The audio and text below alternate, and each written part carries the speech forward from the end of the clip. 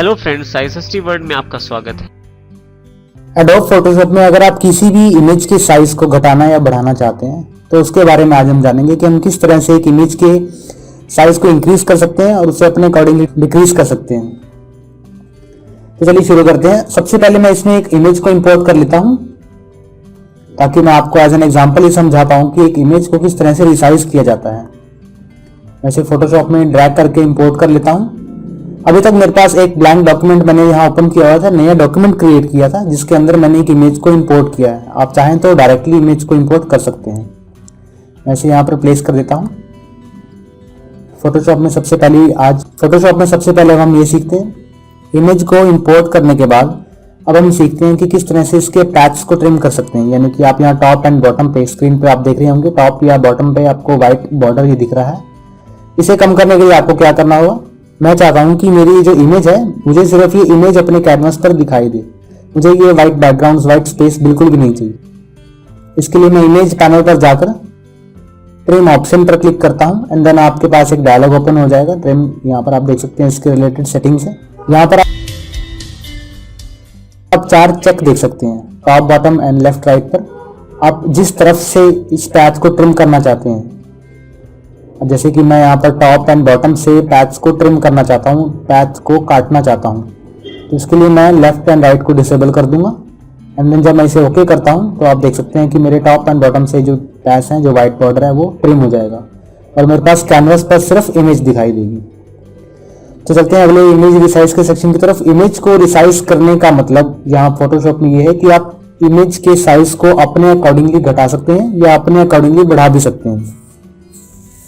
इन settings को access करने के लिए, इस काम को प्रोसेस में लाने के लिए आपको सबसे पहले इमेज पैनल पर क्लिक करना होगा। इसके लिए आपको इमेज पैनल पर जाना होगा। इमेज पैनल पर जाने के बाद आप यहाँ पर देख सकते हैं कि इसके लिए आपको इमेज पैनल पर जाना होगा। इमेज पैनल पर जाने के बाद आप यहाँ पर इमेज साइज के ऑप्शन को देख सकते हैं। ऐसे क्लिक करता हूँ, क्लिक करते ही आपके पास यहाँ पर एक डायलॉग ओपन हो जाता है एक अलग विंडो में।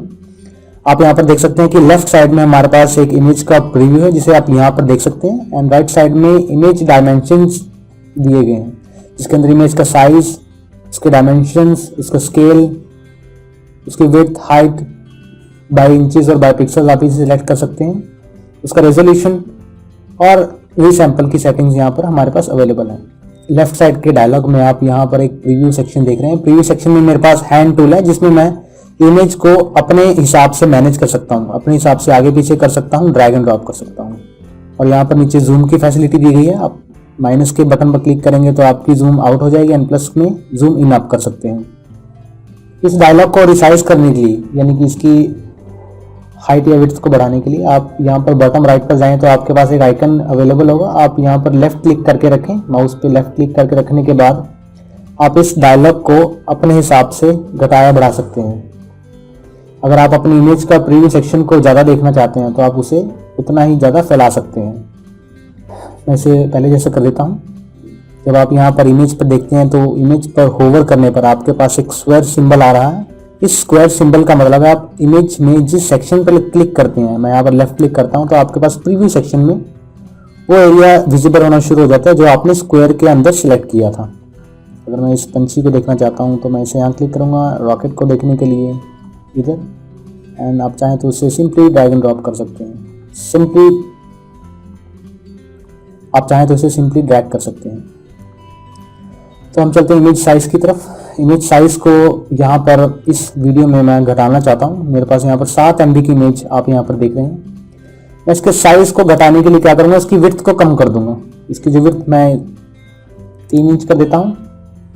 इसमें बाय पिक्सल सेलेक्ट कर लेता हूँ तो हमारे पास पिक्सल्स में डिनोट होना शुरू हो जाएगा। मैं इसकी विड्थ को 500 पिक्सल्स कर देता हूँ। 500 पिक्सल्स के बाद आप यहाँ पर देख रहे हैं इसकी हाइट ऑटोमेटिकली मैनेज हो रही है। ऐसा इसलिए क्योंकि यहाँ पर लिंक बटन जो है वो ऑन है। अगर मैं इसे ऑफ कर देता हूँ तो मैं फ्रीली इस विड्थ को मैनेज कर पाऊँगा अपने हिसाब से। इस विड्थ को मैं 600 पिक्सल्स कर सकता हूँ एंड हाइट को मैं 100 भी कर सकता हूँ। तो हमारे पास इमेज कुछ इस तरह से स्ट्रेचिंग में दिखनी शुरू हो जाएगी। मैं यहाँ पर से लिंक ऑन कर देता हूँ, जो इसका ओरिजिनल साइज है वो हमें फिर देखने को मिलेगा। विड्थ को मैं यहाँ पर 1200 एंड हाइट मेरी उसी हिसाब से मैनेज हो जाएगी। अगर मैं रीसैंपल के इस चेक को डिसेबल करता हूँ तो मैं रिजोल्यूशन पर भी एक डिपेंडेंसी बना पाऊंगा। इसके अंदर मैं क्या करूंगा, अगर मैं अपनी इमेज के विड्थ को या हाइट को कम करता हूँ तो उस हिसाब से रेजोल्यूशंस भी कम होंगे। मैं यहाँ पर अगर इस विड्थ को 5 पिक्सल्स करता हूँ तो इसका रेजोल्यूशन आप यहाँ पर देख सकते हैं, इसकी इंक्रीजमेंट हुई है। यानी जितनी ही आप इमेज की हाइट या विड्थ रखेंगे उतनी ही ज़्यादा रेजोल्यूशन आप उस इमेज में देख पाएंगे। मैं यहाँ पर इसे 6 कर देता हूँ एंड रेजोल्यूशन को अगर मैं फ्रीली एडिट करना चाहता हूँ तो उसके लिए मुझे रीसैंपल के चेक को ऑन करना होगा। उसके बाद मैं यहाँ पर देख सकते हैं, यहाँ पर मेरे पास विड्थ 6 है एंड हाइट 3.371। रेजोल्यूशन को मैं 600 करता हूँ तो मैं इसे फ्रीली मेंटेन कर पाऊंगा। रीसैंपल में आप इसे ऑटोमेटिक सेलेक्ट करते हैं ज़्यादातर। इसके बाद आप यहाँ देख रहे हैं कि इमेज को हमने यहाँ पर इसके साइज को इंक्रीज कर दिया है। जो इमेज यहाँ पर हमारे पास पहले 7.09 MB की थी वो यहाँ पर बढ़कर 20.8 MB हो गई है। इसी तरह आप इमेज के साइज को बढ़ा सकते हैं, लेकिन मैं इसे कम कर देता हूँ। जितनी इमेज साइज में नहीं चाहिए मैं इसकी साइज को डिक्रीज करता हूँ। यहाँ पर मेरे पास 5.21 ये ठीक रहेगी। अगर मैं इसे ओके करता हूँ, ओके करने के बाद आपकी जो इमेज है ये रिसाइज हो जाएगी।